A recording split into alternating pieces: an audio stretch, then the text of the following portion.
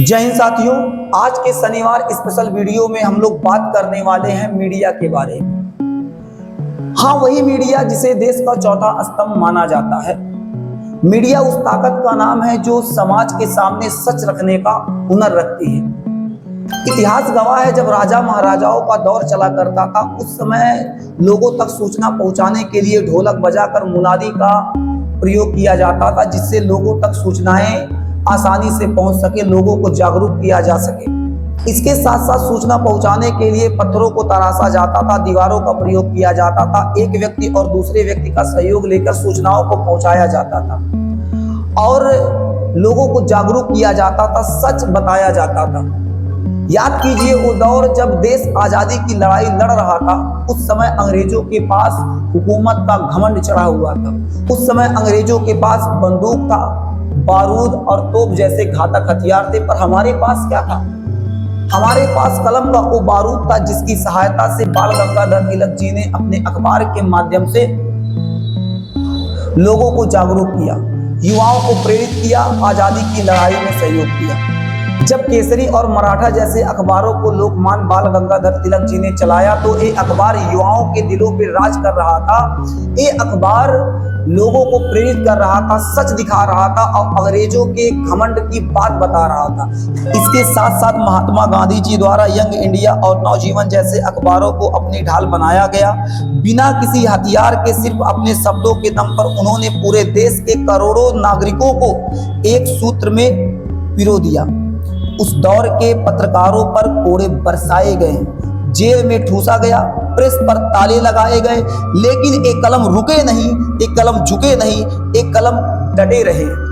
आज ऐसा मंजर है कि आजादी के 78 साल बाद भी देश की मीडिया आजाद नहीं हो पाई है। जहां अंग्रेजों के समय केसरी और यंग इंडिया जैसे अखबारों की आवाजें बुलंद थी, वहीं आज की मीडिया को देखकर लगता है कि वो आज भी गुलामी की जीवन जी रही हैं। जिस मीडिया को देश के निर्माण में बढ़ चढ़कर सहयोग देना चाहिए, आज वो मीडिया चाटुकारिता का शिकार हो चुकी है। मीडिया के कुछ लोग सत्ता और बड़े घरानों के मोहरे बन चुके हैं, उनके अनुसार चल रहे हैं, उनके अनुसार रिपोर्ट समाज के सामने परोस रहे हैं। अब आप कहेंगे इतनी बड़ी बात आप ऐसे कैसे कह सकते हैं, आपके पास क्या प्रमाण है? मैं ऐसे कुछ आंकड़े आपके साथ साझा करता हूं जिसको देखने और सुनने के बाद आपको समझ में आ जाएगा कि हमारी बात सच सही है। रॉयटर्स इंस्टीट्यूट की डिजिटल न्यूज रिपोर्ट के अनुसार भारत में समाचारों में जनता का विश्वास 43% ही रह गया है।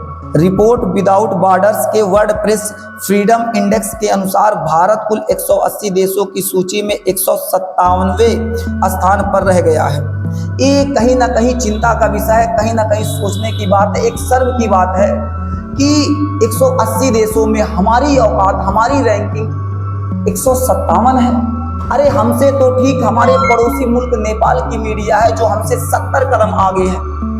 उनका रैंकिंग 87 है और हमारा रैंकिंग 157। कहीं ना कहीं इतना बड़ा अंतर कैसे?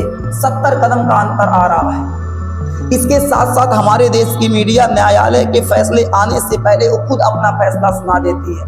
अब जज बन के बैठे हुए हैं। महंगाई, रोजगार, पेपर लीक और गरीबी जैसे मुद्दों पे इनसे बात नहीं होता है। अपने स्टूडियो में 2 या 3 समुदाय के लोगों को बैठा के जाति धर्म पर डिबेट कराते हैं और घंटों बहस करते हैं। वही घंटों बहस अगर पेपर लीक जैसी समस्या, रोजगार जैसी समस्या और भारत की गरीबी पे कर ले तो कहीं ना कहीं देश का तस्वीर बदल जाएगा।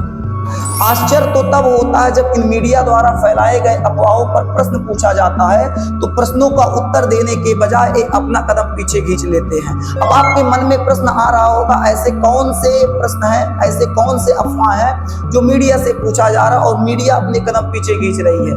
याद कीजिए उस समय जब नोटबंदी का दौर आया हुआ था तो उस समय नए नोट जारी किए गए थे तो यही मीडिया थी चिल्ला चिल्ला के कह रही थी कि 2000 और 500 के नोट में नैनो चिप लगाया गया है। यदि किसी के पास ढेर सारी संपत्ति होती है तो जीपीएस के माध्यम से ट्रैक किया जा सकता। मैं इस मीडिया से प्रश्न पूछता हूं कि अभी तक आप लोगों ने जीपीएस के माध्यम से कितने नोट को ट्रैक किया?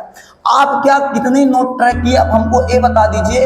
आप एक आंकड़ा आइए हमारे साथ साझा कर दीजिए या फिर देशवासियों के साथ साझा कर दीजिए और उनको बता दीजिए कि आपने अभी तक कितने करोड़ के घोटाले को पकड़ा।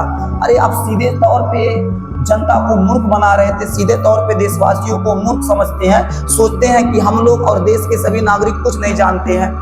इतना ही नहीं, ये इतना पे नहीं रुकते हैं, एक जीवित व्यक्ति के प्राकृतिक मृत्यु से पहले उसको मृत घोषित कर देते हैं। जी हाँ, मैं बात कर रहा हूं अभिनेता धर्मेंद्र जी की, जिनके प्राकृतिक मृत्यु से पूर्व ये मीडिया उनको मृत घोषित कर दी थी। क्या आपको शर्म नहीं आता? आपका नेटवर्क इतना बड़ा है, आपका समाचार पत्र इतना फैला हुआ है, क्या आपके नेटवर्क में कोई पता लगाने वाला नहीं था? क्या इस मीडिया को लज्जा भी नहीं आता? क्या इस मीडिया को शर्म भी नहीं आता कि आप किसी जीवित व्यक्ति को उसके प्राकृतिक मृत्यु से पूर्व उसको मृत घोषित कर देते हैं? मैं आपसे पूछना चाहता हूं, जब देश का किसान सड़कों पर हताश है, युवा बेरोजगारी की मार सह रहा है, महंगाई आसमान छू रही हो, आए दिन पेपर लीक हो रहा हो, उस समय आप डिबेट क्यों नहीं करते? उस समय इन मुद्दों पर आप बात क्यों नहीं करते? उस समय आपकी माइक और कैमरे की क्या चकाचौंध कम हो जाती है? क्या आपका माइक खराब हो जाता है या आपके कैमरे का शीशा टूट जाता है? आप मेरे प्रश्नों का उत्तर दीजिए। वास्तव में मैं कहता हूं, आप इन प्रश्नों का जवाब नहीं दे पाएंगे। मैं देश के युवाओं से निवेदन करता हूं कि आप आंख खोलिए, आप जाग जाइए।